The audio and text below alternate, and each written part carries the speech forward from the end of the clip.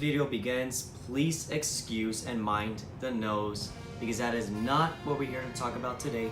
We are here to talk about The Incredibles 2, the sequel that we have been waiting to see for over a decade, and I'm so excited that it was finally here. However, because of the fact that we've been waiting for the longest time, coming out of the theater, I was pretty entertained and amused, but I slept on it and for a couple of days, and I've come to a decision, and yeah, it's pretty disappointing. I'm sorry guys, but I was utterly disappointed with The Incredibles 2. Let's explain why. Okay, first off, let's get to the good stuff. The animation was top-notch. The animation, when it comes to Pixar films, is pretty much very special to me. And seeing how the animation has evolved throughout the years has been a great journey. I love seeing how more and more advanced it's gotten. Right now, Incredibles 2, to me, is the pinnacle of that. Well, it's pretty much kind of next to Coco, since Coco is pretty much a beautiful film. Incredibles 2 is my favorite Pixar film when it comes to animation, because it's beautiful, flawless, and colorful, so good job. The second good thing, Bob's story arc.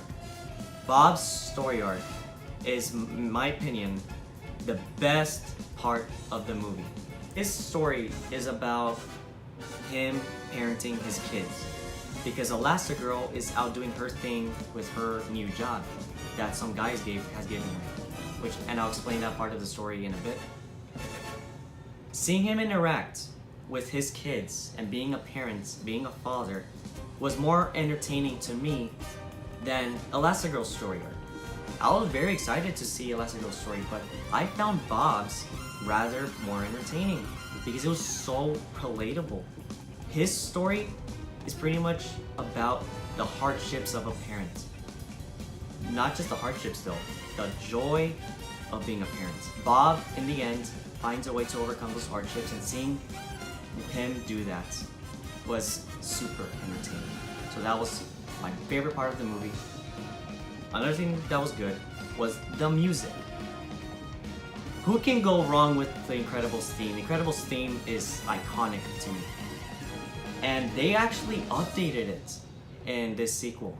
It's still the same theme, but it sounds more modernized.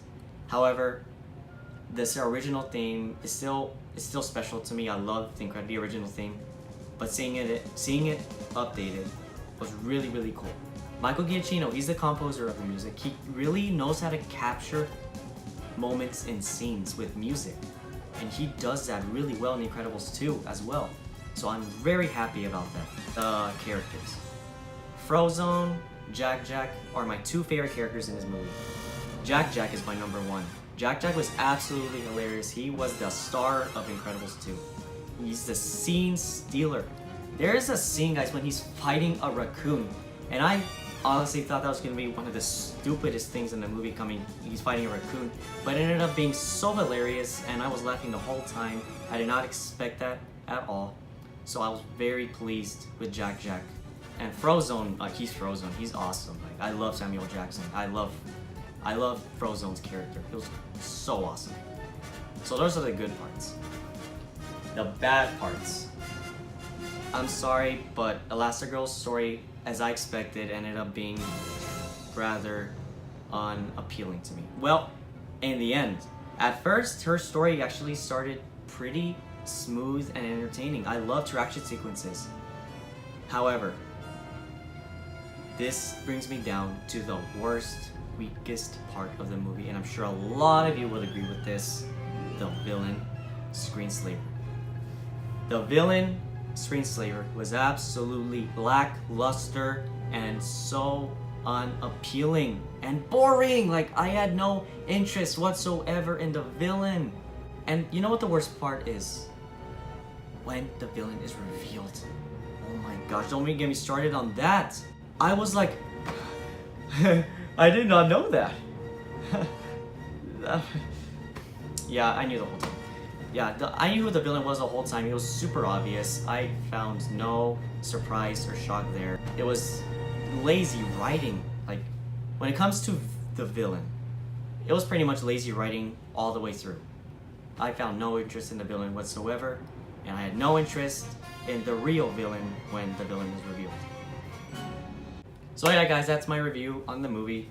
So which brings me to the rating of the film.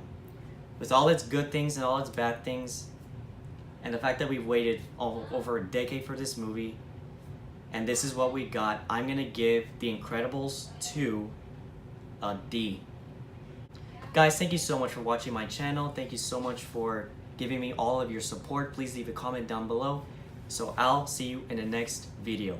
Dope, Doper, and Daniel out.